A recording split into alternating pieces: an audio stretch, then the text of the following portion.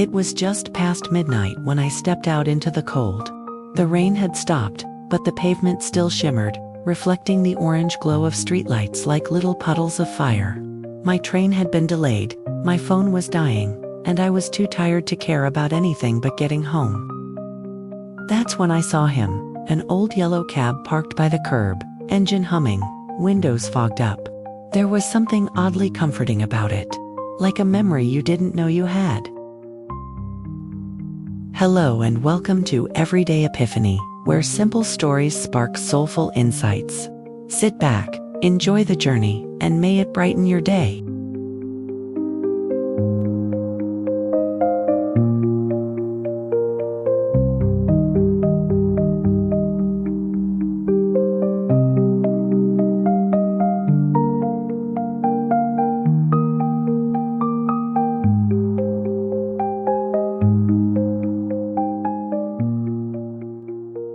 The driver leaned over, rolled down the window, and said, "Need a ride, friend?"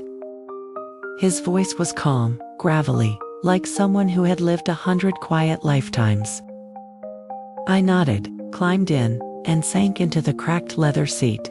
The car smelled of peppermint gum and something faintly nostalgic. Maybe old paper, or the kind of cologne dads used to wear in the 80s. He pulled away from the curb, merging gently onto the near-empty road. I gave him my address, but he didn't punch it into a GPS, just nodded like he already knew the way.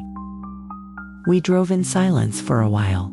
No radio, just the quiet swish of the tires and the hum of the engine. I finally said, "Do you always drive this late?" He smiled in the rearview mirror, his eyes catching mine. "Nights when the stories come out." That caught my attention. He went on, "Daytime's busy, people rushing to jobs, errands, meetings, but at night, people are different, softer, lost in thought, sometimes drunk, sometimes just lonely." He chuckled to himself, then added, "You'd be surprised what people share when they think no one's really listening." I asked him if he had a favorite story. He was quiet for a moment, and I thought maybe I'd pushed too far. But then he nodded. "Yeah," he said. "There was this one girl, maybe 20, 21. Picked her up from a diner out by Route 3. She looked like she'd been crying, but trying real hard to hide it. You know that look?" I did. She didn't say much at first, just told me to drive until her money ran out. I leaned forward a little, listening, so I drove. Through neighborhoods, then out toward the hills. 30 minutes in, she finally said, "He proposed." I said no. He paused at a red light, looked out the window. She told me she loved him. Really, truly loved him. But not enough to forget who she was. Said she saw her mother give up her dreams for a man who didn't even remember her birthday. She didn't want that kind of love. The light turned green. We started moving again. She was shaking when she said it, like she was terrified she made the wrong choice. But you could tell somewhere deep down she knew it was the right one. "What happened to her?" I asked. He shrugged. "Dropped her off at the old overlook by East Hill. She said she wanted to watch the city lights. I gave her a blanket from the trunk. That was years ago. Never saw her again." There was a long pause. I watched the passing storefronts blur by. "She reminded me of my daughter," he said finally. "Same kind of fire."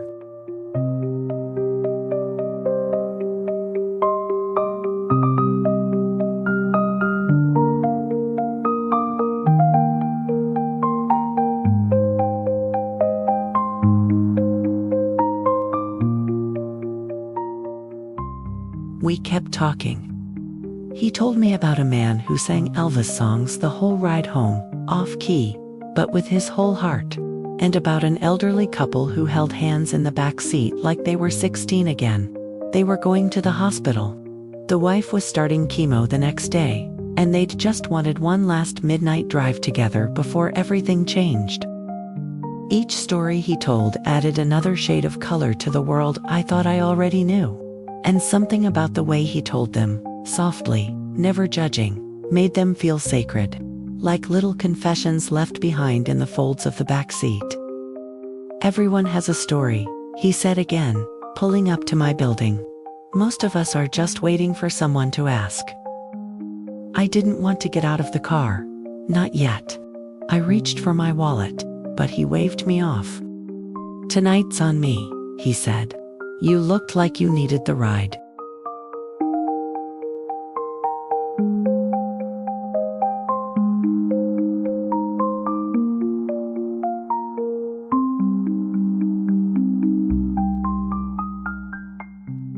I walked up to my apartment slowly that night, the cab's taillights disappearing into the quiet street, and I kept thinking about those stories, about the people we pass every day, on sidewalks, in checkout lines, sitting across from us on the train, and how we never really know what they're carrying.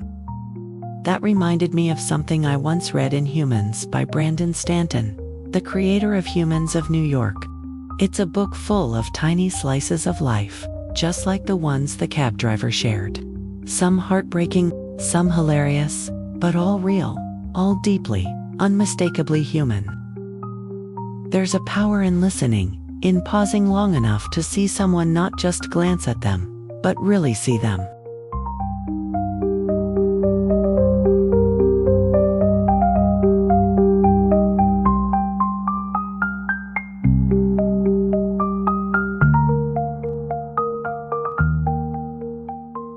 I think about that night more often than I'd expect. Not because anything dramatic happened. There were no fireworks, no grand gestures. Just a quiet drive with a stranger who reminded me that people are stories, unfinished, unpolished, and beautiful. We rush through life so quickly. Heads down, eyes on our phones, hearts somewhere else. But if you look closely, if you ask, and really listen, you'll find that almost everyone you meet is walking around with a chapter they're afraid to share. A memory that changed them, a heartbreak that still aches, a small victory that no one ever celebrated.